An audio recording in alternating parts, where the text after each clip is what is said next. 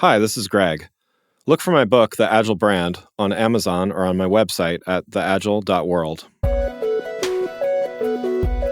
This episode, I'm going to talk about Agile and how it relates to branding.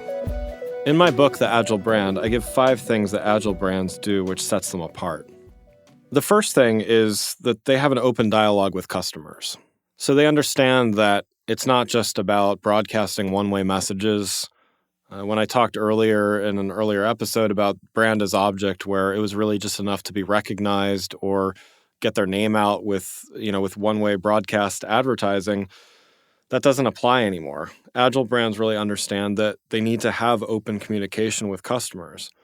And that could be one-on-one communication. It could be, over the phone, over email.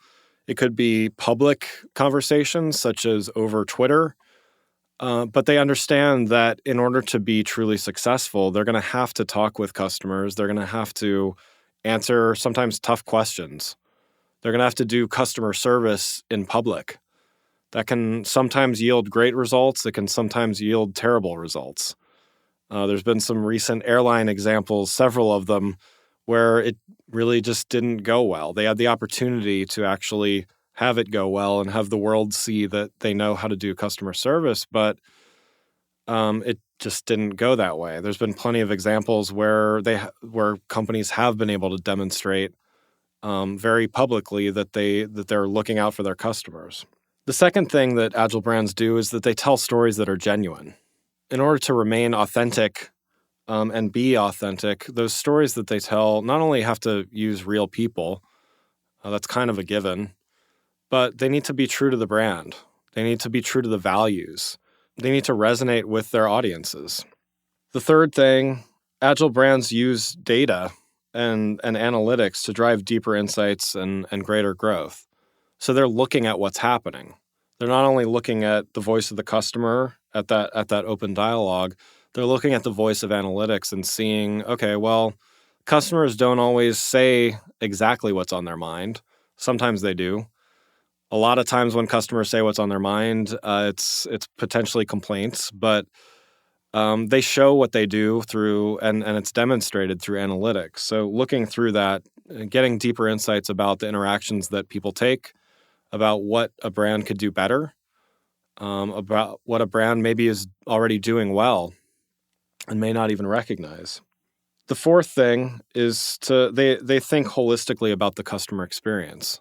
So it's not just about marketing and advertising. It's not just the marketing team that is responsible for a brand. It's everyone in the company, from every employee, whether they're customer-facing or not. And while this may often, go directly to a customer service representative, it's not just them. It's really anyone who might have some type of interaction. It's what it looks like when someone calls and their bill payment is late, or when they have a problem with a product, or when they walk into a store, all of those types of things.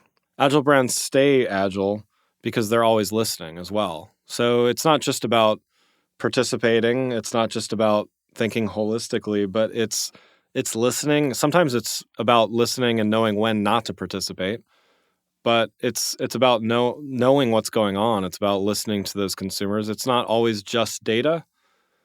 A lot of times data can tell you a lot, but it's listening to stories that are being shared about what people are saying about you, whether it's on your own channels or elsewhere. It's about not being afraid to hear bad things about your brand. And again, you don't always have to defend it, but you should always be listening to it and always being willing to adjust things. In the next episode, I'm going to talk about what I refer to as the duality of the Agile brand and some of the things that need to stay the same and some of the things that need to be agile and modify over time. Thanks for listening. See you next week. If you enjoyed this episode and found it helpful, please rate the show on iTunes or contact me through my website at theagile.world. You can find my books, The Agile Brand and The Agile Web, on Amazon and on my website at theagile.world.